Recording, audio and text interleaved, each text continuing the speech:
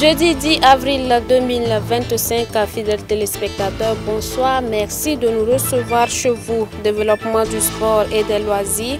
Dans un contexte de reconquête du territoire, c'est sous ce thème que se sont ouverts les travaux des assises nationales du sport et des loisirs. La cérémonie d'ouverture a été présidée par le Premier ministre Jean-Emmanuel Ouédraogo. Un élément à suivre en début d'édition. Fidèles téléspectateurs, bonsoir. Merci de nous rejoindre. Le président du Faso, chef de l'État, le capitaine Ibrahim Traoré, a présidé hier mercredi l'hebdomadaire Conseil des ministres.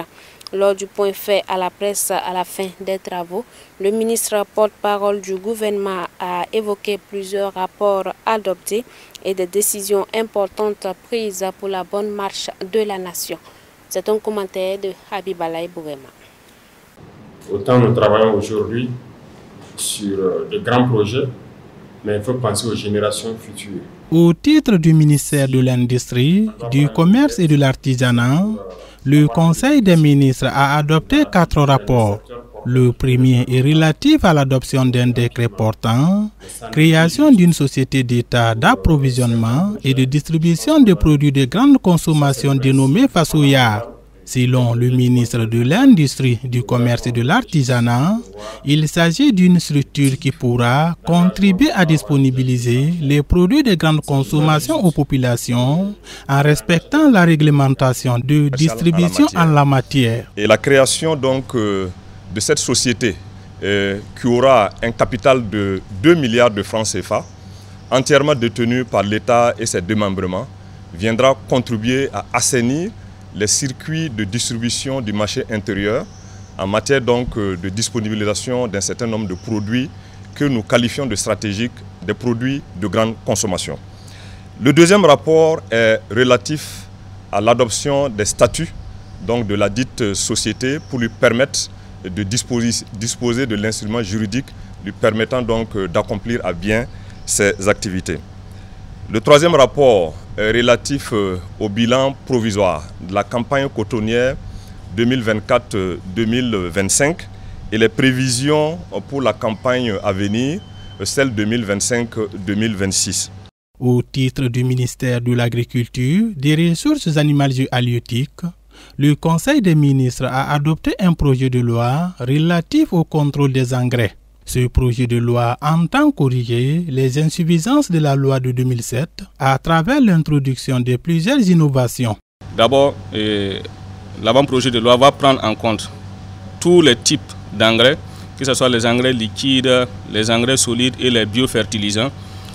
L'avant-projet de loi également consacre la SOBIMAP comme la structure chargée de l'approvisionnement de l'engrais au Burkina. L'avant-projet de loi consacre le monopole de l'importation d'engrais au niveau du pays à la SOBIMAP qui deviendra désormais la seule structure habilitée à importer de l'engrais au niveau du Burkina Faso. Il y a également le fait que nous allons renforcer le contrôle de l'engrais au niveau du pays en instituant la fonction d'inspecteur d'engrais et également en instituant la déclaration périodique des stocks au niveau des détenteurs de l'engrais. Également, les niveaux des sanctions ont été rehaussés, les sanctions administratives et les sanctions pénales, afin de lutter efficacement contre les fraudes au niveau de l'engrais. Donc, cet avant-projet de loi vise à approvisionner le pays en engrais de manière sécurisée et à des prix compétitifs pour nos paysans. C'est un hôpital qui a un plateau technique. Au titre du ministère de la Santé, le Conseil des ministres a adopté un décret portant création du centre hospitalier universitaire de Pala à Bobo-Dioulasso dans la région des Hauts-Bassins. Cet hôpital de 500 lits est le fruit de l'exemplarité de la coopération entre la République populaire de Chine et le Burkina Faso. Ce qui a l'avantage d'endetter moins l'État. C'était le titre annoncé au début de cette édition. Le Premier ministre Rimtalba Jean-Emmanuel Ouédraogo a ouvert ce matin à Ouagadougou les travaux des assises nationales du sport et des loisirs. Plusieurs participants venus des 13 régions du Burkina Faso vont mener jusqu'au 12 avril prochain des réflexions autour du thème suivant: Développement du sport et des loisirs dans un contexte de reconquête du territoire. À l'issue donc de ces travaux, les résultats probants sont attendus pour impulser le développement de la filière. On voit cela avec Toudacida Salamedropo. Je déclare ouverte les assises nationales sur le sport et les loisirs.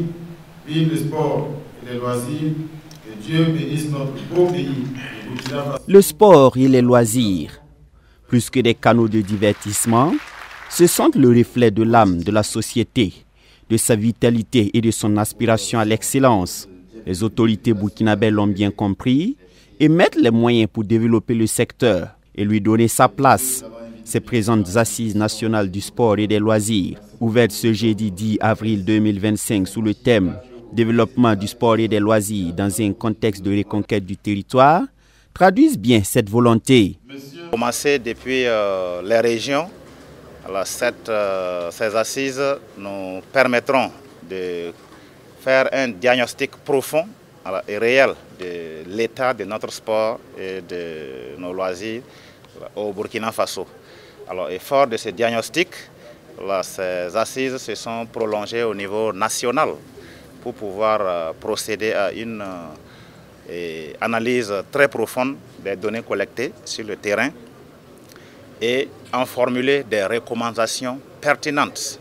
Alors, il faut le dire que la mise en œuvre de ces recommandations, sans complaisance, devrait nous permettre d'apporter la réponse à la vision des plus hautes autorités de notre pays, à savoir faire du sport burkinabé une industrie sportive. Cela passe par il y a le développement des infrastructures sportives. Voilà, et puis, pour avoir une plus-value, il y a tout un écosystème économique qu'il faut bâtir autour de ces infrastructures et aller aussi vers la professionnalisation des acteurs. Donc c'est tout un ensemble d'actions qu'il faut mettre en œuvre avec sérieux. Jusqu'au 12 avril donc, il est attendu de cette tribune des échanges éclairés en vue de parvenir à une transformation foncière de ce levier du développement qui peine à décoller. Des réflexions qui seront axées sur 4 points majeurs. Les réflexions qui nous rassemblent ici s'articulent autour de 4 axes majeurs, notamment le développement des infrastructures sportives et de loisirs en vue d'améliorer l'accès à des équipements modernes et sécurisés pour tous les Burkinabés, la structuration de l'économie du sport et des loisirs afin d'en faire un véritable moteur de croissance économique et un pourvoyeur d'emplois pour notre jeunesse, la promotion de la relève sportive en mettant en place un cadre propice à l'émergence de jeunes talents capables de tisser haut les couleurs du Burkina Faso, le renforcement de la pratique des loisirs et du sport pour tous dans une perspective d'inclusion sociale, de santé publique et de bien-être collectif. Il est attendu de nos échanges une vision claire et un cadre d'action concerté pour redonner au sport et aux loisirs toute leur place dans notre stratégie de développement socio-économique. Aussi voudrais-je vous inviter à des propositions ambitieuses et des débats constructifs pour la réalisation de nos objectifs. Ces assises réunissent plus de 350 participants venus des 13 régions du pays. Pour l'ex-international burkinabé, par ailleurs ambassadeur pour le sport Charles Kaboré, la vision éclairée des autorités est à saluer. Je pense qu'aujourd'hui, ces assises démontrent que les plus grandes autorités, nos autorités ont une grande vision et puis le sens de l'écoute de tout ce qui se passe à travers le sport. Aujourd'hui, on est là pour aider, à accompagner tous les acteurs et tous les sportifs aussi, anciens ou en activité actuellement, à se poser les bonnes questions et pour que ça puisse marcher tous ensemble et pour qu'on puisse avancer et pour que le pays puisse rayonner à l'international. Les travaux se dérouleront selon 2 modalités, des plénières et des ateliers thématiques. Des travaux qui devraient aboutir à 4 livrables essentiels. En l'occurrence, le document de base consolidé, le rapport général des assises, la feuille de route stratégique et le recueil des recommandations majeures.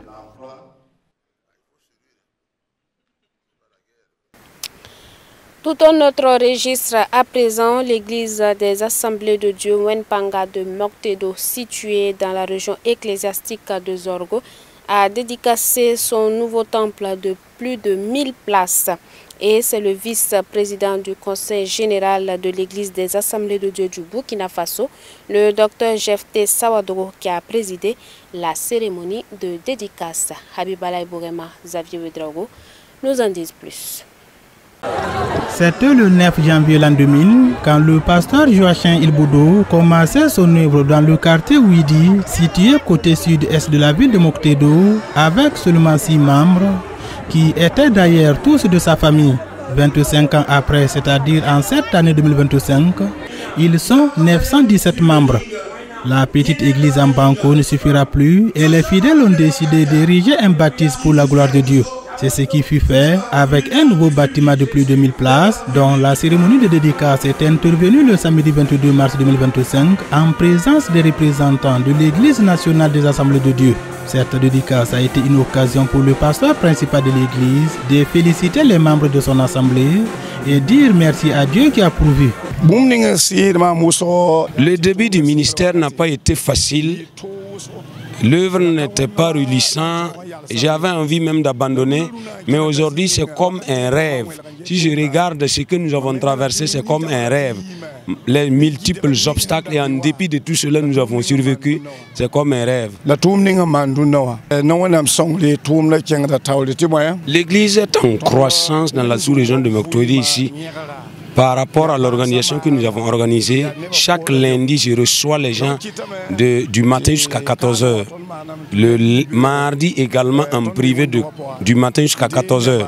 Mais les mercredis consacrés à la délivrance, prière pour les requêtes, pour les malades et autres. C'est ce qui a amené l'œuvre à la croissance. Cette croissance phénoménale, c'est la guérison des maladies qui l'explique.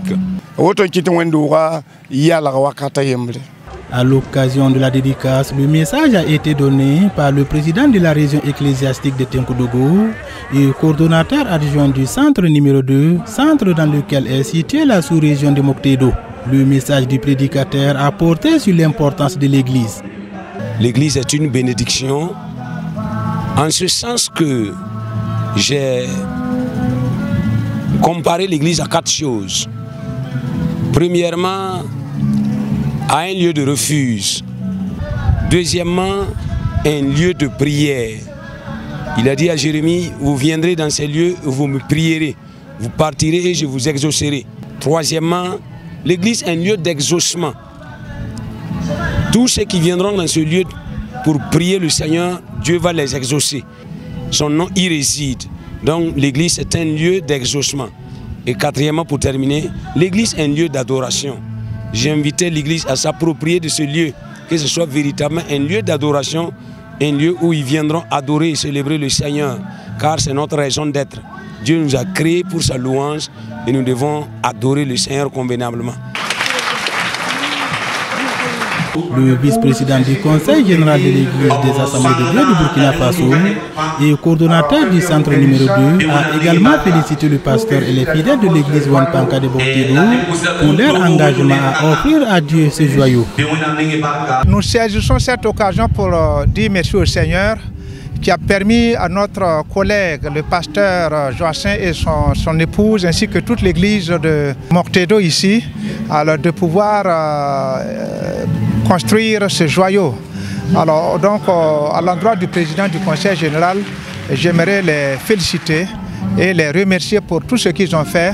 D'abord ils l'ont fait pour le Seigneur et ensuite ils augmentent aussi le patrimoine du Larango. Aussi donc nous leur sommes reconnaissants. Nous allons parler à Dieu de la part. Selon le président de la région ecclésiastique des Zorgo, le pasteur Michel Sawadogo, les témoignages sur l'église Wenpanga de Moctedo leur parvenant sont édifiants. En plus d'être une église de prière, l'église Wenpanga est également missionnaire. Toujours dans la même veine, l'église des Assemblées de Dieu, Temple Bethel de Sakabi à Bobo-Dioulasso, a refermé avec succès sa 22e semaine de prière et d'action de grâce qui s'est tenue du 26 au 30 mars 2025. Comme l'intitulé de la rencontre, le dernier jour a été marqué par un culte d'action de grâce qui a mis fin à cette emphase spirituelle. Le reportage dans ce téléma avec les images de Gédon Tapsoba. Dimanche, jour du Seigneur, mais aussi jour d'action de grâce à l'église des Assemblées de Dieu Temple Bethel de Sakabi à Bobo-Dioulasso, l'Assemblée a marqué une halte pour témoigner sa gratitude à l'Éternel à l'occasion de sa 22e édition de la semaine de prière et d'action de grâce. Et pour cette année, le thème choisi fait appel à la foi en ces termes. Si tu crois, tu verras la gloire de Dieu. On peut dire que ça s'est bien passé. Nous rendons grâce à Dieu. La jeunesse s'est mobilisée autour de tout ce qu'on a fait. Donc Dieu a été à nos côtés. On a vu la mobilisation de tout un chacun. Tous ceux qui sont venus nous soutenir, nous les disons merci. La deuxième édition a été une réussite. Les gens sont venus plus nombreux que ce que nous espérons. Donc pour la 23e édition, nous allons nous mettre à l'œuvre pour que ça soit encore plus grand et que ce qui vient de se passer.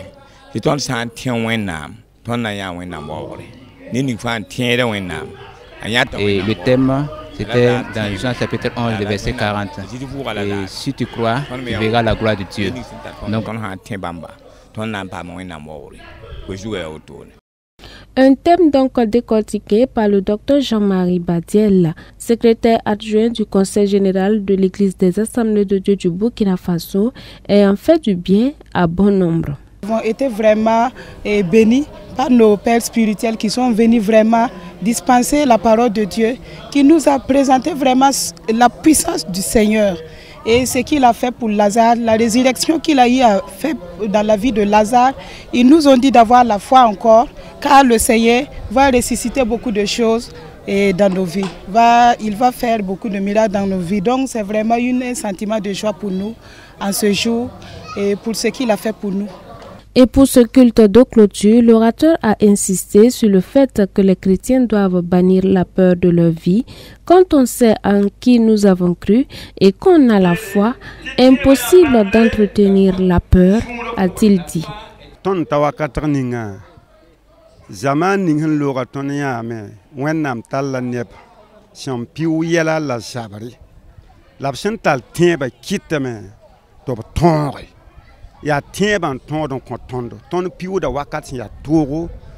thème qui a été choisi est d'actualité et actuellement les gens n'ont pas la foi, les gens ont peur, on presse plus et les puissants du monde des ténèbres de sortir à l'église plus que la puissance de Dieu.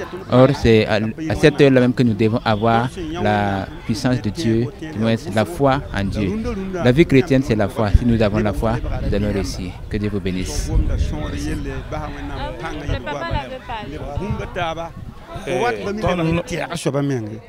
Ton patron monde su tan panga wen do pour ton toron goma wen na ton ti pat do zaman pa jindi ti wen pa jindi la wen am pa chak si ngana ton tiebe ya bramba nta tondo yana da biem a patron ya ton tum ti o Kati na yo konkune panga kituruzo la pika bumrina wen ko da buzati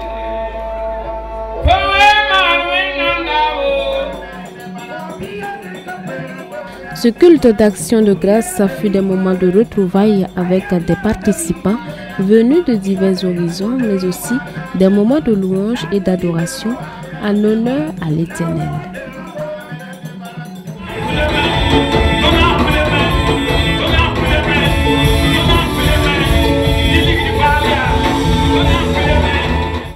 Voilà qui met fin à cette édition et nous souhaitons un joyeux anniversaire à tous ceux qui fêtent un an de plus en ce jour. Demeurez bénis en Christ Jésus. Bonsoir à vous qui nous avez reçus depuis la ville de Zabré. Daniel Ouedraogo a réalisé ce journal.